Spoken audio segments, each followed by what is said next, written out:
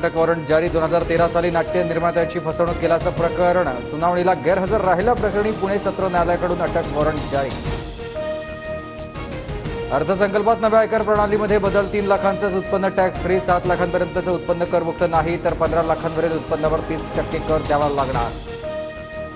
आयात शुल्क कमी केल्यानं सोन्याच्या दरामध्ये मोठी घट। मुंबईसह पुणे नाशिक नागपुरात 3,500 तर जळगावातील सराफा बाजारात दर 3,000 घसरले। प्रधानमंत्री गरीब कल्याण योजनेअंतर्गत 5 वर्ष 80 कोटी लोकांना मोफत धान्य मिळणार तर शहरातील 1 कोटी गरजूंसाठी केंद्र सरकार घरं बांधणार।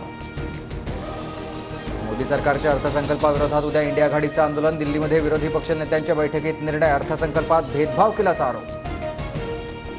अतिरिक्त निधीची मागण्या करणाऱ्या मंत्र्यांवर अजितदादा भडकले। 7 योजनांवरच 1 लाख कोटींचा खर्च। आता निधीला पैसे कुठून आणू? अजितदादांचा सवाल।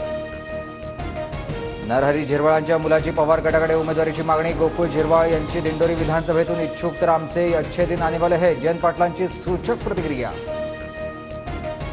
अमित शहा महाराष्ट्रात येऊन शरद पवारांवर टीका करतात आणि अजित पवारांच्या पक्षाला मूग गिळून गप्प ऐकावं लागतं। धड बोलता येईना, सांगता येईना अशी अजितदादा गटाची स्थिती। जयंत पाटलांचा टोला। मुंबई क्रिकेट असोसिएशनच्या निवडणुकीमध्ये पवार गटाचे अजिंक्य नाईक विजयी। 107 मतांची आघाडी घेत अजिंक्य नाईकांकडून संजय नाईकांचा पराभव।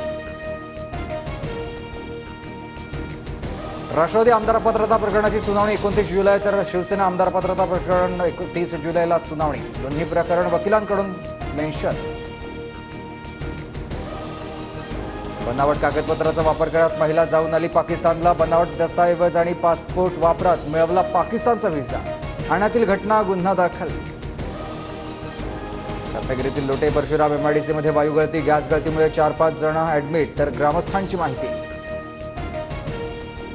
पेपर लीकच्या ठोस पुराव्याशिवाय नीटची फेरपरीक्षा होणार नाही। सुप्रीम कोर्टाचा मोठा निर्णय। सीबीआयच्या तपासानंतर संपूर्ण चित्र बदलण्याची शक्यता।